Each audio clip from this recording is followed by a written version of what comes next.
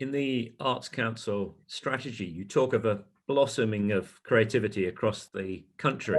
The expression, I just wondered how you thought schools might contribute to this and how those working with schools might help them to achieve that wonderful aspiration. Well, obviously, if we talk about the context, the Arts Council supports several thousand, but essentially 800 organisations across the country on an annual basis, and many, many more, thousands, as I say, with project grants.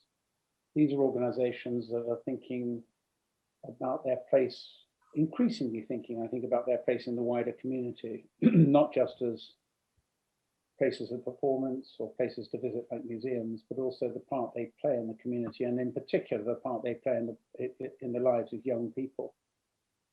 So many of the organisations that we work with are more than ready to work, and are indeed already, of course, working with schools. There are schools across the country, there are head teachers across the country, there are individual teachers who've made a commitment to creativity being a part of the daily lives of young people in their schools. And some of those feature and will feature in the creativity exchange. By 2030, Nick, the Arts Council strategy says we want England to be a country in which the creativity of each of us is valued and given the chance to flourish.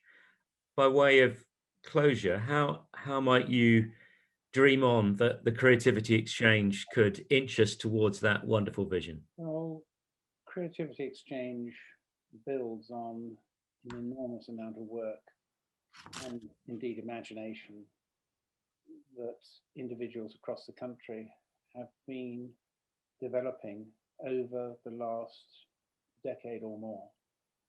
But what Creativity Exchange can do, I think, is to take it to the wider community, to, in a way, normalize the whole idea of creativity being a very important part of our education provision and system, to make it something which is not regarded as the province of the few, but rather the attribute of the many.